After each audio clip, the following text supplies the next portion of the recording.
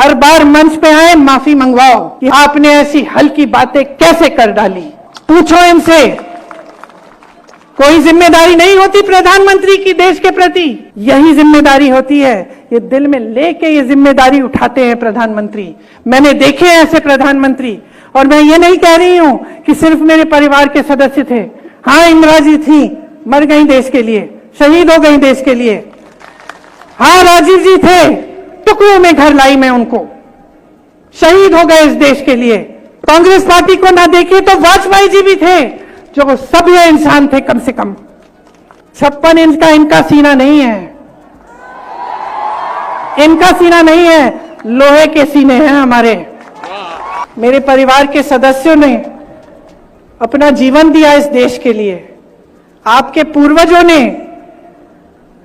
स्वतंत्रता आंदोलन में अपना खून पसीना बहाया। एक जिम्मेदारी है हमारी आपके प्रति और आपकी अपने देश के प्रति। तो क्या हो गया मोदी जी को? कॉन्फिडेंस तो नहीं हिल गया है? 70 सालों से देश स्वतंत्र है। 55 सालों से इस देश में किसकी सरकार रही? बताइए जोर से। कांग्रेस की सरकार रही। कभी नहीं कहेंगे, क्योंकि कुछ है ही नहीं कहने वाला, कहने का कुछ है ही नहीं, किया ही नहीं, बस यही करते रहे। बड़े बड़े इवेंट, बड़ी बड़ी महलों में जाके किसी राष्ट्रपति से मिलना, कहीं दुनिया भर में कहीं घूमना, यही करते रहे। एक जमाने में जब हम लोगों की सरकार होती थी तो मीडिया हर रोज हमसे सवाल उठाती थी, हर रोज कहती थी कि भाई सरकार ये गलत कर रही है, वो गलत कर रही है। और ये अच्छा होता है लोकतंत्र के लिए। किसी ने उन्हें टोका नहीं, किसी ने उन्हें जेल में नहीं डाला, किसी ने उनका मुंह बंद नहीं किया, किसी ने उन्हें खरीदने की कोशिश नहीं की। लेकिन आज जो परिस्थितियां हैं, पूरी मीडिया बिकी हुई है, पूरी मीडिया कुछ बड़े बड़े खरबपतियों की है। आपको सच्चाई दिखती नहीं है। देखिए, हमने बहुत प्रधानमंत्री देखे हैं, परिवार में भी प्रधानमंत्री रहे 2, सत्ता को देखा है, समझते हैं कि सत्ता में क्या होता है। क्या होता है? सारे चमचे आसपास आ जाते हैं कि नहीं? सब वही कहते हैं जो आप सुनना चाहते हैं। और अगर नेता समझदार ना हो, अगर नेता में ज्यादा अहंकार हो, और अगर नेता आपको अपने आप को सर्वोपरि समझता है, तो वो नेता आस्ते आस्ते खुद भटक जाता है। कि आप इस महान देश की जनता हो, आपने ही अपने पसीने से, अपने खून से इस देश को बनाया, आपने हमारे देश की धरती को सींचा है। और हर समय जब बड़े बड़े आंदोलन भी रहे, जब हमारा स्वतंत्रता आंदोलन रहा, तब भी आप लोग आगे आए, आप देश के लिए लड़े, आजादी के लिए लड़े, समानता के लिए लड़े। आज देखिए जो देश में परिस्थितियां हैं, मैं चाहती हूं कि 2 तरह से आप इनको समझें। सबसे पहले तो जो आपकी अपनी परिस्थिति है, जो आपका अपना जीवन है, जो आपका अपना संघर्ष है, जो रोज सुबह से शाम को जिन समस्याओं का आप सामना करते हैं, जिस तरह से आप हर रोज आपके सामने एक तरह से एक लड़ाई होती है। क्योंकि महंगाई कितनी बढ़ गई है, बेरोजगारी कितनी बढ़ गई है, चाहे परिवार में कितने भी लोग कमाने निकलें, पूरा नहीं होता। और आजकल देश में जो आम आदमी है, उसके लिए जीना ही बहुत मुश्किल हो गया है। हर स्तर पर परिस्थितियां ऐसी बन गई हैं कि जैसे आप खास तौर से अपने समाज को देखें तो आपकी एक जल जंगल जमीन की एक संस्कृति है। मेरी दादी जी इंदिरा जी हमेशा कहती थी कि उनके दिल में सबसे ज्यादा आदर आपकी संस्कृति के लिए इसलिए था क्योंकि आपकी संस्कृति में चाहे जल हो, चाहे जमीन हो, चाहे जंगल हो, उसे बहुत आदर से, प्रकृति को बहुत आदर से, और प्रकृति के जो खुद की जो प्रकृति के नियम हैं, उनका आदर करते हुए आपने अपने जीवन में नियम बनाए। तो दादी जी हमेशा कहती थी कि सबसे ज्यादा वह आदिवासी संस्कृति का आदर करती थी।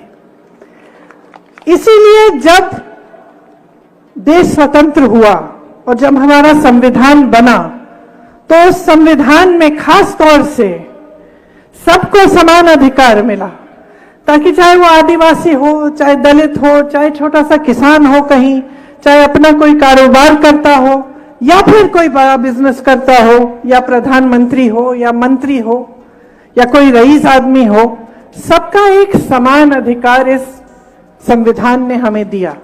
और इस संविधान को बनाने के लिए, हमारी आजादी के लिए हमारे बड़े बड़े महापुरुष लड़े। 10 सालों में उन्होंने ऐसा कोई काम नहीं किया जिससे हमारा लोकतंत्र, जिससे आपके अधिकार, चाहे आदिवासियों के अधिकार हो, चाहे दलितों के अधिकार हो, चाहे किसी आम जनता के अधिकार हो, उनको मजबूत करने का काम नहीं किया है, सिर्फ उनको कमजोर करने का काम किया है। और जितने भी ऐसे संस्थान हैं जो लोकतंत्र को बचाते हैं, जो आपको बचाते हैं, आपके अधिकारों को बचाते हैं, उनको कमजोर किया है। चाहे आप मीडिया को लीजिए, एक जमाने में जब हम लोगों की सरकार होती थी तो मीडिया हर रोज हमसे सवाल उठाती थी, हर रोज कहती थी कि भाई सरकार ये गलत कर रही है, वो गलत कर रही है। और ये अच्छा होता है लोकतंत्र के लिए। किसी ने उन्हें टोका नहीं, किसी ने उन्हें जेल में नहीं डाला, किसी ने उनका मुंह बंद नहीं किया, किसी ने उन्हें खरीदने की कोशिश नहीं की। लेकिन आज जो परिस्थितियां हैं, पूरी मीडिया बिकी हुई है, पूरी मीडिया कुछ बड़े बड़े खरबपतियों की है, आपको सच्चाई दिखती नहीं है। तो आपको कौन सी सच्चाई दिख रही है? 2 अलग सच्चाइयां हैं। एक तो आपको दिख रहा है कि जो टीवी पे दिखता है कि बड़े बड़े काम हो रहे हैं, देश आगे बढ़ रहा है, हमारी अर्थव्यवस्था बहुत तेजी से आगे बढ़ रही है और सब चमकीला सुंदर दिखता है। जब भी मोदी जी दिखते हैं अकेले मंच पर, उनसे ये आपको पता चलता है कि कितने एक इंसान की कितनी सत्ता है, कितने बड़े नेता बन गए, यही बताया जाता है। दूसरी तरफ आपका जीवन, दूसरी तरफ आपके संघर्ष।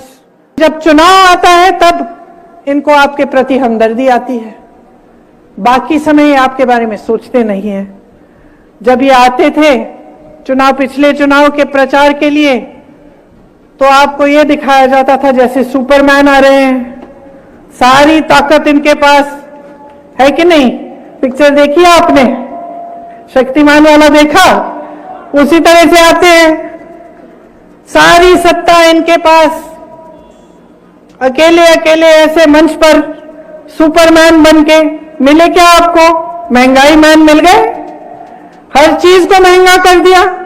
अब जब आप उनको देखेंगे मंच पे तो याद रखिए महंगाई मैन को देख रहे हैं आप, सुपरमैन नहीं है ये। और अगर इतनी ही ताकत होती इनमें, जितनी ये लोग सारे कहते हैं, भाजपा के जो नेता हैं कि मोदी जी में इतनी ताकत है, सारे दुनिया के जो प्रधानमंत्री हैं, जो दुनिया के जो राष्ट्रपति हैं, इनकी तरफ देखते हैं, ये तो चाहे तो चुटकी भर में जंग बंद करा सकते हैं, कहते हैं ना ऐसा। हाँ, तो चुटकी भर में बेरोजगारी कम क्यों नहीं की? चुटकी भर में आपकी महंगाई कम क्यों नहीं की? चुटकी भर में आपके पास पानी क्यों नहीं लाए? कभी सोचा है आपने कि आपको बताया क्या जा रहा है और हो क्या रहा है? आप जीवन क्या जी रहे हैं?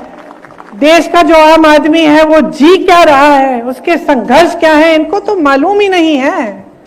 ये तो घिर गए हैं सत्ता से। इनके आसपास जो भी लोग हैं इनसे डरते हैं, इनको कुछ कहने से डरते हैं। देखिए, हमने बहुत प्रधानमंत्री देखे हैं, परिवार में भी प्रधानमंत्री रहे 2, सत्ता को देखा है, समझते हैं कि सत्ता में क्या होता है, क्या होता है। सारे चमचे आसपास आ जाते हैं कि नहीं? सब वही कहते हैं जो आप सुनना चाहते हैं। और अगर नेता समझदार ना हो, अगर नेता में ज्यादा अहंकार हो, और अगर नेता आपको अपने आप को सर्वोपरि समझता है, तो वो नेता आस्ते आस्ते खुद भटक जाता है।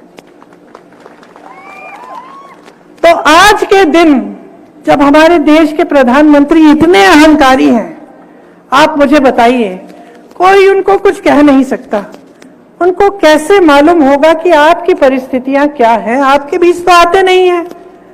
आपको याद है, इंदिरा जी आती थी, राजीव जी आते थे, मैं खुद उनके पीछे पीछे जाती थी, बच्ची थी। यही हमारे देश की परंपरा रही है, अहंकार की परंपरा नहीं रही है।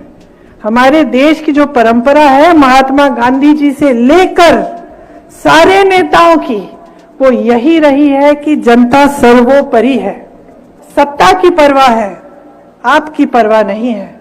आज किसान खेती के हर सामान पर जीएसटी दे रहा है। इतनी महंगाई हो गई है उसके लिए कि खेती से कमाई ही नहीं हो रही है। ऊपर से बड़े बड़े खरबपति मित्र जो हैं मोदी जी के, उनको सारी खेती की सारी वो दे रखी है, और बड़े बड़े उद्योग सारे दे रखे हैं देश के, और देश के बंदरगाह दे रखे हैं, देश के एयरपोर्ट दे रखे हैं, सब कुछ, सारी देश की संपत्ति उनको दे रखी है। कैसी सरकार चल रही है देश में? अपने आप से पूछो। कोई ये नहीं कहता कि उद्योगपतियों को आगे मत बढ़ाओ, बढ़ना चाहिए, रोजगार मिलेगा, चलो आगे बढ़े। लेकिन कभी पहले इस पूरे देश के इतिहास में ऐसा हुआ है कि 5-6 उद्योगपतियों को सारी देश की संपत्ति पकड़ा दी है? ये है आज की परिस्थिति। तो जब मैं कहती हूं कि ध्यान से इन बातों को समझो, तो मेरा मतलब यह है कि जो आपका जीवन है ना, वही सच्चाई है और कोई सच्चाई नहीं है। और ये जो है, ये बात जो है, गहरी बात है। ये हिंदू धर्म की पुरानी परंपरा है। जितने भी संत महात्मा रहे, वो हमेशा यही कहते थे, अपनी सच्चाई देखो, अपने अनुभव पर उतरो। मैं कोई संत महात्मा नहीं हूं, लेकिन यहां खड़े होकर एक जिम्मेदारी तो महसूस करती हूं आपके प्रति। मेरे परिवार के सदस्यों ने अपना जीवन दिया इस देश के लिए। आपके पूर्वजों ने स्वतंत्रता आंदोलन में अपना खून पसीना बहाया। एक जिम्मेदारी है हमारी आपके प्रति और आपकी अपने देश के प्रति